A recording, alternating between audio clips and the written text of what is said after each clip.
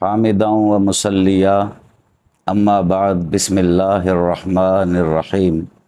کیا اللہ عز و جل کو اللہ میاں یا اللہ سائیں کہنا جائز ہے؟ تو جواب پیش خدمت ہے۔ سورہ بنی اسرائیل آیت نمبر 110 میں ارشاد باری تعالی ہے، قُلِ ادْعُوا اللَّهَ أَوِ ادْعُوا الرَّحْمَٰنَ أَيَّمَّا تَدْعُوا فَلَهُ الْأَسْمَاءُ الْحُسْنَىٰ۔ اے رسول صلی اللہ علیہ وسلم، آپ فرما دیجئے کہ تم اللہ کہہ کر پکارو یا رحمان کہہ کر پکارو، جس نام سے بھی پکارو اس کے سبھی نام اچھے ہیں۔ اللہ تعالیٰ کی ذات کو تعبیر کرنے کے لیے اسم ذات اللہ ہے اور اس سے قریب تر صفاتی نام الرحمن ہے۔ باقی اس کے بہت سے صفاتی نام ہیں جو قرآن و حدیث میں مذکور ہیں، مثلا الستار، الغفار، الرؤوف، الرحیم۔ اللہ تعالیٰ کی ذات کو تعبیر کرنے کے لیے جو بھی اسماء صفات اور کلمات استعمال کیے جائیں، ان کے لیے ضروری ہے ذات باری تعالیٰ کے شایان شان ہوں۔ میاں اور سائیں ایسے کلمات اللہ تعالیٰ کی ذات کے شایان شان نہیں، کیونکہ اگرچہ استعمال کرنے والا انہیں اچھے معنوں میں بھی استعمال کر رہا ہو، لیکن ان میں کم تر معنی کا وہم پیدا ہو سکتا ہے۔ اس لیے اللہ عز و جل کے اسم جلالت کے ساتھ ان کلمات کا استعمال درست نہیں ہے، بلکہ اللہ تعالیٰ، اللہ جل شانہ، اللہ سبحانہ و تعالی یا باری تعالی کے کلمات استعمال کرنے چاہیے۔ ذیل میں ہم کتب لغت کے حوالے سے لفظ میاں اور سائیں کے معانی بیان کر رہے ہیں، سماعت فرمائیے۔ میاں اردو زبان میں شوہر، خواجہ سرا کو کہتے ہیں، ایک ایسا کلمہ جس سے برابر والے یا اپنے سے کم درجہ شخص کو خطاب کرتے ہیں، اور بیٹا وغیرہ کے معنوں میں بھی استعمال ہوتا ہے۔ قائد اللغات اور فیروز اللغات میں یہ معنی درج ہیں۔ اسی طرح سائیں کا معنی جو قائد اللغات میں درج ہے، خاوند، فقیر، بھکاری وغیرہ میں بھی استعمال ہوتا ہے۔ اس لیے ان معانی سے آپ بخوبی اندازہ لگا سکتے ہیں کہ یہ اللہ جل جلالہ کی شایان شان نہیں ہیں۔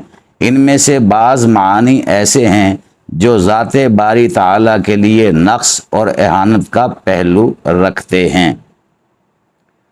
لہٰذا ہماری رائے میں اللہ میاں اور اللہ سائیں ایسے کلمات بولنے سے بالکل گریز کرنا چاہیے، اور اپنے گھروں، دفاتر، مجالس اور بچوں کے ساتھ گفتگو میں اللہ جل شانہ کا ذکر کرتے وقت اسی احتیاط پر عمل کرنا چاہیے۔ اللہ تعالیٰ کی شان جلالت تو بہت بلند تر ہے، وہ ہر نقص، عیب اور کمزوری سے پاک ہے۔ ارشاد باری تعالیٰ ہے، سبحان ربک رب العزت عما یصفون۔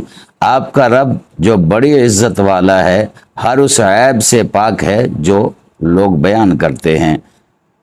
ذات پاک رسالت مآب کے لیے بھی اللہ جل جلالہ وعم نوالہ نے ایسا ذو معنی کلمہ استعمال کرنے سے منع فرمایا جس کے معنی شان رسالت کے مطابق نہ ہوں، خواہ استعمال کرنے والے کی نیت بھی درست ہو، لیکن اس سے کوئی بد نیت، بد مذہب اور بدطینت شخص دور کا ایسا معنی مراد لے سکتا ہے جس سے اہانت اور بے ادبی کا پہلو نکلتا ہو۔ چنانچہ رب تعالیٰ کا ارشاد ہے، یا ایھا الذین آمنوا لا تقولوا راعنا وقولوا انظرنا واسمعوا وللکافرین عذاب علیم۔